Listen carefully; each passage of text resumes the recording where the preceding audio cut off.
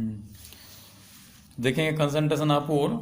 तो यहाँ पे किसी भी तरीके से हम लोग इम्प्योरिटी के अमाउंट को कम करने की कोशिश करेंगे, चाहे मेथड जो भी अप्लाई करें, जैसे भी करें।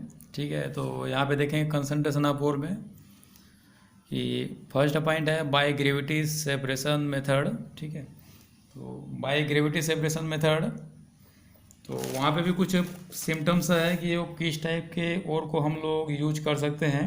ठीक है, तो gravity separation method is a concentration method and used only for carbonate and oxide type ore. कि मान लो कोई मेटल का ओर प्रेजेंट है, तो अगर वो ऑक्साइड है या कार्बोनेट है तभी हम लोग ग्रेविटी सेपरेशन मेथड यूज कर सकते हैं, अदरवाइज वहाँ पे हम लोग इस मेथड को अप्लाई नहीं कर सकते। ठीक है, many methods of concentration of ore. ठीक है, means we can apply more than one method, कि इतना सारे जो मेथड हम लोग अप्लाई कर रहे हैं, हमारे पास जो ऑप्शन दिया है, ठीक है, ये पूरी तरह से दिस मतलब use of this method depends on the nature of ore. कि हम जो ओर ले रहे हैं उसका नेचर क्या है, कौन से टाइप का है, ऑक्साइड है, कार्बोनेट है, सल्फाइड है, या हो सकता है कोई मैग्नेटिक हो। ठीक है, तो उसके नेचर के ऊपर डिपेंड करता है। ठीक है, तो when the ore is metal oxide और मेटल कार्बोनेट टाइप ओर, ठीक है, then by gravity separation method is used. ठीक है, for the concentration of ore. Second देखते हैं magnetic separation method. Magnetic separation method नाम से ही क्लियर है कि when the metal is magnetic, मतलब metal so magnetic behaviour, then this method is applicable. ठीक, कि मान लो अगर कोई और लेते हैं, अगर जो मेटल प्रेजेंट है, तो अगर उस मेटल में मैग्नेटिक बिहेवियर, मतलब अगर वो मैग्नेट के प्रति अट्रैक्टिव होता है, तब हम लोग ये वाला मेथड यूज कर सकते हैं। ठीक है, थर्ड है फ्लोटेशन मेथड।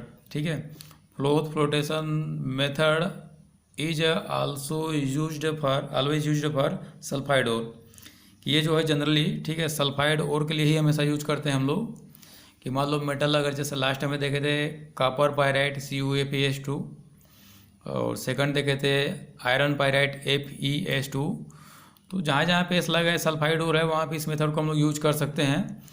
ठीक है, तो ग्रेविटी सेपरेशन में देखेंगे, जैसे मैग्नेटिक में मैग्नेट के प्रति अट्रैक्शन होना चाहिए था, फ्लोटेशन में सल्फाइड और होना चाहिए था जहाँ पे कुछ इंट्रैक्शन होगा।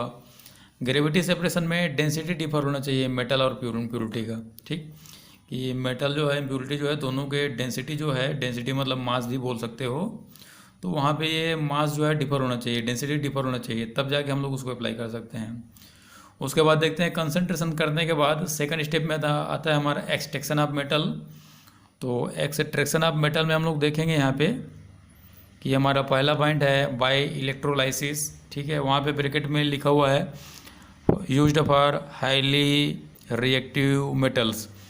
कि रिएक्टिविटी सेल में हम लोग देख चुके हैं कि कुछ मेटल जो होते हैं हाईली रिएक्टिव होते हैं, and some metals are less reactive and some metals are middle in range, कि बीच वाले रेंज में होते हैं, जो कि दोनों के बीच में होते हैं। तो मान के चलो कि कोई मेटल है, जैसे सोडियम है, पोटेशियम, हाईली रिएक्टिव हैं ये लोग, तो इनको सेपरेट करने के लिए हम लोग इलेक्ट्रोलाइसिस मेथड यूज कर सकते हैं। ठीक है, electrolysis means in presence of electric current the movement of charge the particle towards the electrode is known as electrolysis. तो अब यहाँ पे क्या करेंगे कि जो और हम लोग लेंगे उसमें करंट पास करेंगे, ताकि वहाँ पे एनर्जी का वैल्यू बढ़ जाए, डीकम्पोज हो जाए। डीकम्पोज होने के बाद किसी एक इलेक्ट्रोड के पास वो जाके एक्यूमुलेट हो जाएगा, वहाँ पे इलेक्ट्रोड के सरफेस पे जमा होना स्टार्ट हो जाएगा, और बाद में उस इलेक्ट्रोड को निकाल लेंगे ताकि हमारा पूरा मेटल वहाँ से मिल जाए। सेकंड देखेंगे रस्टिंग और कैल्सिनेशन। तो रस्टिंग और कैल्सिनेशन हम लोग जनरली यूज करेंगे, ठीक है, ऑक्साइड ओर के लिए। ठीक है, कि मान लो कोई ऑक्साइड ओर है, तो वहाँ पे क्या करेंगे, जैसे ऑक्साइड और नहीं, जनरली मान के चलेंगे वहाँ पे हम लोग कार्बोनेट और सल्फाइड और लेते हैं। ऑक्साइड के लिए दूसरा आएगा, सल्फाइड और कार्बोनेट अगर और है, तो वहाँ पे हम लोग क्या करेंगे, कार्बोनेट प्रेजेंट है तो उस कार्बोनेट को और हीट करेंगे ऑक्सीजन के साथ और CO2 में कन्वर्ट कर देंगे, जिससे क्या होगा कि कार्बोनेट से कार्बोनेट निकलेगा, और हो सकता है ऑक्सीजन तो बाइंड होगा, लेकिन कार्बोनेट निकलेगा, मतलब 3 ऑक्सीजन निकल रहा है वहाँ से, ये मान के चलेंगे 3 या फिर 2 ऑक्सीजन। और उसके बाद देखेंगे कि सल्फाइड ओर, तो वहाँ पे मान लो हमारे पास अगर मेटल सल्फाइड प्रेजेंट है कि ore is present in the form of metal sulphide, then metal by this method we can convert metal sulphide into metal oxide. ठीक है, यहाँ पे देखेंगे कि बाइंडिंग कैपेसिटी जो होता है मेटल का सल्फर के साथ अच्छे से होता है, तो हम लोग किसी भी तरीके से उस बॉन्ड को तोड़ देंगे।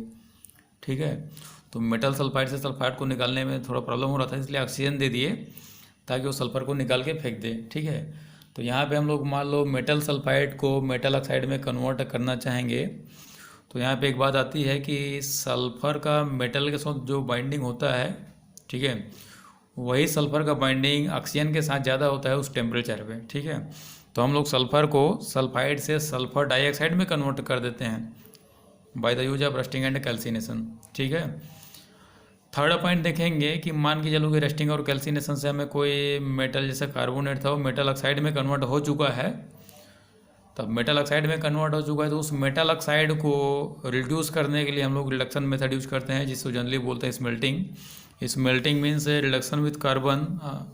ठीक है, reduction of metal oxide with carbon is known as smelting. कि जो मेटल ऑक्साइड हमें मिला है उस मेटल ऑक्साइड को कार्बन के साथ हीट करेंगे तो वहाँ से कार्बन मोनोऑक्साइड या डाइऑक्साइड निकल जाएगा और मेटल जो है हमारा प्योर फॉर्म में वहाँ से हमें मिल जाएगा। इस तरीके से हम लोग स्मेल्टिंग का यूज करते हैं।